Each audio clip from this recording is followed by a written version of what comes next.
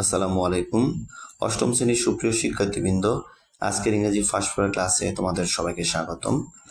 আজকের ক্লাসে আমরা ইউনিট 7 পড়া শুরু করব। আমরা দেখতেছি যে ইউনিট 7 এর যে শিরোনাম সেটা হচ্ছে পিপল অ্যান্ড অকুপেশনস, অর্থাৎ লোকজন এবং পেশাসমূহ।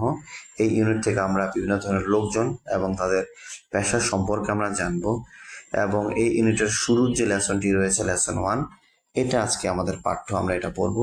এই লেসনের শিরোনাম হচ্ছে পালস পালস পালস, মুক্তা মুক্তা মুক্তা। এই লেসনের শিরোনামে মুক্তা শব্দটা অনেকবার ব্যবহার করা হয়েছে, অর্থাৎ এখানে মুক্তাকে ইম্পর্টেন্স দিয়ে আলোচনা করা হবে। প্রথমে কি ওয়ার্ডস বা মূল শব্দসমূহ রয়েছে, এবং প্রথম শব্দটি হচ্ছে মাইথোলজি, যার বাংলা মানে হচ্ছে পৌরাণিক কাহিনী, এবং অ্যানশিয়েন্ট রয়েছে, শব্দটার উচ্চারণ হবে অ্যানশিয়েন্ট, অ্যানসিয়েন্ট কিন্তু হবে না। অ্যানশিয়েন্ট মানে হচ্ছে প্রাচীন। রয়েছে ডিজলভ, ডিজলভ মানে হচ্ছে গলিত, এবং এখান থেকে আমরা ডি বাদ দিই তখন মানে দাঁড়ায় ডিজলভ মানে গলিয়ে ফেলা, গলানো। স্ট্যাটাস, স্ট্যাটাস মানে হচ্ছে অবস্থান বা মর্যাদা। আনপ্যারালাল অর্থাৎ অসমান্তরাল বা যার সাথে তুলনা করা কারো চলে না, অপ্রতিদ্বন্দ্বী এমনটা আমরা বলতে পারি। অ্যাসোসিয়েশন মানে হচ্ছে সম্পৃক্ততা বা সম্পর্ক। রয়েছে ডেলিকেট, ডেলিকেট মানে আমরা বলতে পারি কমনীয়, কোমল, বা আমরা বিলাসী বলতে পারি। এতে এখানে বলা হয়েছে look at the pictures and discuss in pairs. তো তোমরা এখানে ছবিগুলো যে আছে ছবিগুলো তোমরা দেখবে এবং পেয়ার্স জোড়াগত ভাবে তোমরা আলোচনা করবে। এখানে যে পার্ল নেকলেস রয়েছে দুইটা, এই সম্পর্কে তোমরা আলোচনা করবে। এবং আমরা মূল যে প্যাসেজটা সেটা খুঁজে পাবো সেকশন বিতে, যেখানে বলা রয়েছে read the text and answer the questions that follow. অর্থাৎ এই টেক্সট আমাদের পড়তে হবে এবং কোশ্চেন প্রশ্নগুলো দ্যাট ফলো অর্থাৎ যেটা নিচে আছে সেগুলো আমাদেরকে অ্যান্সার করতে হবে। তো চলো আমরা মূল পেজটা আমরা বাংলা অনুবাদ সহকারে করি এবং প্রয়োজনীয় শব্দের অর্থ আমরা জেনে নিই অনুবাদের সাথে সাথে। থাউজেন্ডস অফ ইয়ার্স অ্যাগো, এখানে কিন্তু থাউজেন্ডস আছে, থাউজেন্ড না, অর্থাৎ হাজার হাজার বছর পূর্বে। আমরা এভাবে বলতে পারি অনেক কাল পূর্বে বা হাজার হাজার বছর পূর্বে, অ্যাগো পূর্বে। The first pearl was probably discovered. First pearl মানে হচ্ছে প্রথম মুক্তা, প্রবাবলি, প্রবাবলি মানে হচ্ছে সম্ভবত, ডিসকভার মানে আবিষ্কার করা। তবে ইনভেন্ট মানে আবিষ্কার করা হলেও ডিসকভার বলতে আমরা বুঝি কোনো কিছু আগে ছিল সেটাকে জাস্ট খুঁজে বের করাটা হচ্ছে ডিসকভার, আর কোনো কিছু ছিল না সেটাকে তৈরি করাটা হচ্ছে ইনভেন্ট। তো the first pearl was probably discovered, প্রথম মুক্তা সম্ভবত খুঁজে পাওয়া গিয়েছিল বা আবিষ্কার করা হয়েছিল ওয়াইল, ওয়াইল যখন হিউম্যান বিংস মানব জাতি were searching for food at the sea shore. Search for মানে হচ্ছে খোঁজা, তো যখন মানব জাতি খাবার খুঁজতেছিল কোথায়, অ্যাট দ্য সি শোর মানে সমুদ্রের তীরে। তো আমরা পুরো লাইনটার বাংলা করি, thousands of years ago the first pearl was probably discovered while human beings were searching for food at the seashore. হাজার হাজার বছর পূর্বে প্রথম মুক্তা সম্ভবত আবিষ্কৃত হয়েছিল যখন মানব জাতি সমুদ্রের তীরে খাদ্য খুঁজতেছিল বা অনুসন্ধান করতেছিল। Through out story, through out মানে জুড়ে, হিস্টোরি মানে ইতিহাস, আর স্টোরি মানে হচ্ছে গল্প। তবে ইতিহাস জুড়ে the pearl with its shine, মুক্তা তার শাইন তার উজ্জ্বলতা নিয়ে, has been one of the most highly valued gems. তো ইতিহাস জুড়ে মুক্তা তার উজ্জ্বলতা নিয়ে ওয়ান অফ দ্য অন্যতম মূল্যবান জেম বা রত্ন হয়ে এসেছে বা পরিচিত হয়ে এসেছে। হ্যাজ বিন, এখানে আমরা দেখবো one of the most highly valued gems. তো মুক্তা ইতিহাস জুড়ে অন্যতম মূল্যবান রত্ন হিসেবে পরিচিত হয়ে এসেছে। পার্লস হ্যাভ বিন মেনশন, পার্লের মেনশন করা হয়েছে, পার্লের উল্লেখ করা হয়েছে, মুক্তার উল্লেখ করা হয়েছে মেনি টাইমস অনেকবার, ইন রিলিজিয়াস টেক্সট ধর্মীয় গ্রন্থগুলোতে, অ্যান্ড মাইথোলজিস এবং পৌরাণিক কাহিনীতে, ফ্রম দ্য আর্লিয়েস্ট টাইমস প্রাচীন বা পূর্ব সময় থেকে উল্লেখ করা হয়েছে পার্লসের। The ancient Egyptians valued pearls so much that they were buried with them. Ancient ইজিপশিয়ানরা অর্থাৎ প্রাচীন মিশরীয়রা পার্লকে, মুক্তাকে ভ্যালু মূল্যায়ন করতো, সো মাচ দ্যাট এত বেশি যে they were buried with them তাদেরকে এগুলোর সাথে কবর দেওয়া হতো। ইট ইজ সেড দ্যাট এটা বলা হয়ে থাকে যে the famous queen of Egypt, ইজিপ্টের বিখ্যাত রানী, ফেমাস কুইন ক্লিওপেট্রা, ও ডিজার্ভ এ পার্ল, গুলিয়ে ফেলতো একটা মুক্তাকে, অর্থাৎ গুলিয়ে ফেলতো ইন এ গ্লাস, একটা গ্লাসে মুক্তাকে গলাতো, অ্যান্ড ড্রিঙ্ক ইট, এবং এটাকে পান করতো, অ্যাজ মানে হিসাবে, সাইন মানে হচ্ছে নিদর্শন বা চিহ্ন, তো as a sign of love and respect for the entire nation.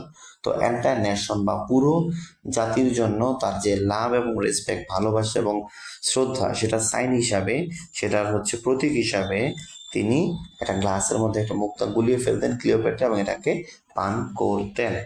এরপর আমরা দেখবো the Greeks thought of pearl. গ্রিকরা পার্লের ব্যাপারে মনে করতো, মুক্তার ব্যাপারে মনে করতো as a sign of wealth and social position. কিসের সাইন ছিল এটা তাদের প্রতি? গ্রিকদের জন্য ওয়েলথ অ্যান্ড সোশ্যাল পজিশন, অর্থাৎ সম্পদ এবং সামাজিক অবস্থানের প্রতীক ছিল গ্রিকদের জন্য। The beauty of pearls was associated with love and marriage. তো বিউটি, কার বিউটি? পার্লস বা মুক্তার যে সৌন্দর্য, সেটা সম্পর্কযুক্ত ছিল ভালোবাসা এবং বিয়ের সাথে।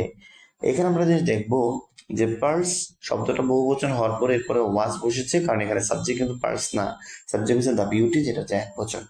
ইন অ্যানশিয়েন্ট রোম, প্রাচীন রোমে, pearls were consider the greatest sign of wealth and social status. এখানে কিন্তু পার্স শব্দটাই সাবজেক্ট, এরপরে ওয়াজ নামার হয়ে রয়েছে। তো প্রাচীন রোমে পার্লকে কনসিডার করা হতো, বিবেচনা করা হতো দ্য গ্রেটেস্ট সাইন, সবচেয়ে বড় নিদর্শন, of wealth and social status, সম্পদ এবং সামাজিক মর্যাদার সবচেয়ে বড় নিদর্শন মনে করা হইতো মুক্তাকে, কনসিডার বিবেচনা করা হইতো প্রাচীন রোমে, এনশিয়েন্ট রোমে।